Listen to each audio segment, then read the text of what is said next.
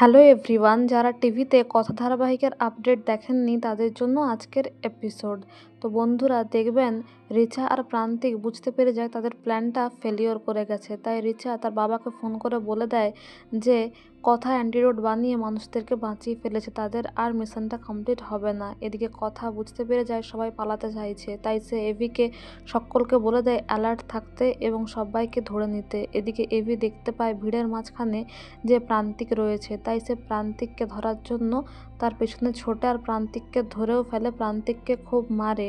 তারপর এসে বিনায়ক স্যারের কাছে তাকে তুলেও দেয়। এদিকে প্রান্তিক বলে আমি কাউকে ছাড়বো না, আমি সকলকে দেখে নেব। এদিকে কথা রিচাকে ধরে নেয়। কথা বলে পাচক মশাইকে বারবার বন্যি ফুলের বিষ দিয়ে মারার চেষ্টা না, আমি বুঝতে পেরে গেছি এই সবের মাঝখানে তুমিও রয়েছো। রিচা তো ধরা পড়ার ভয়ে সে তো ভয় পেয়ে যায়, কিন্তু অস্বীকার করে যে সে কিছুই জানে না, সে শুধুমাত্র রথযাত্রা উৎসবে অংশগ্রহণ করতে এসছে। কিন্তু কথা বলে আমার কাছে সব প্রমাণ আছে। এই বলে রিচার হাতটা ধরে নেয়, তাকে পুলিশের কাছে নিয়ে যেতে চায়, কিন্তু রিচা পালিয়ে যায়।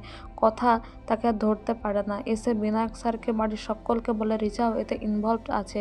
সবাই তো অবাক হয়ে যায় যে রিচা তাদের বাড়িতে থেকে তাদের চোখের সামনে থেকে এত ক্ষতি করেছে। আর এদিকে চিত্রা মনে মনে ভাবে প্রান্তিক রিচা দুজনেই এসবের মাঝখানে জড়িত আছে, কিন্তু আমায় কিচ্ছু জানায়নি। এদিকে পুলিশ তো প্রান্তিককে নিয়ে চলে যায়, বাকি সকলকে যারা এই কেসের সঙ্গে যুক্ত নিয়ে চলে যায়। এদিকে রথযাত্রা উৎসব আবার পালিত হয়, আসল জগন্নাথ দেব, সুভদ্রা, বলরামজিকে নিয়ে আসা হয়। আর কথা তাদের আরতি করে এবং গুহবাড়ির প্রত্যেকে জগৎ ব্রহ্মপুরের সকলে রথযাত্রা উৎসব পালন করে। এদিকে রথের দড়ি টানতে গিয়ে কথা এভির হাত লেগে গেলে এভি হাতটা সরিয়ে নেয়। তখন অঙ্কিত বলে ব্রো, তুই কি এখনও কথাকে ক্ষমা করতে পারছিস না? এভি বলে যে আমি তো ওর হাজব্যান্ড, আমাকে তো বিশ্বাস করা দরকার ছিল ওর। ও আমায় বিশ্বাসই করতে পারেনি যে ওর সিক্রেটটা আমি রাখতে পারবো কি না, তাই ওকে আমি কিছুতেই আর ক্ষমা করতে পারবো না। কথা মনে মনে কষ্ট পায় আর জগন্নাথ দেবের কাছে প্রার্থনা করে যেন এভির মনটা গলে যায়।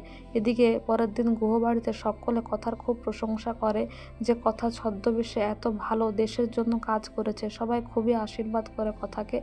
আর এদিকে কথা চা বানিয়ে সকলকে খাওয়ায়। আর এভির জন্য চা দিতে এসে কথা নোটিস করে এভির পাশে বিছানায় বালিশটা ফাঁকা রয়েছে। কথা মনে মনে বলে পাশে বালিশটা কেন রেখেছেন পাচক মশাই? এই বালিশে তো আর আমার জায়গা নেই। আপনি তো আমাকে আর বিশ্বাস করেন না, সবই তো জানেন, সবাই বুঝছে, কিন্তু আপনি বুঝতে চাইছেন না। তারপর কথা এভিকে ডাকতে চায় চায়ের জন্য, কিন্তু তার মনে পড়ে যায় এভি তাকে ঘর থেকে বেরিয়ে যেতে বলেছে, তার সামনে আসতে তাকে বারণ করেছে, তার কোনো জিনিসই সে পছন্দ করছে না। এদিকে কথা ওয়াটার স্প্রে বটলটা নিয়ে আসে স্প্রে করবে বলে, কিন্তু তার হাত থেকে বটলটা পড়ে গেলে এভির ঘুম ভেঙে যায়। কথাকে পাশে দেখতে পেয়ে বলে তুই এখানে কি করছিস এই ঘরে? তারপর সে কফি খেতে গেলে কথা বলে পাচক মশাই এত বিষ খাবেন না সকাল সকাল। কিন্তু এভি বলে আমাকে সকালবেলা কোনো জ্ঞান দিতে আসবি না, আমি কোনো চা চাইনি, আর তাছাড়া যারা স্পাইয়ের কাজ করে তাদের এত টান মানায় না।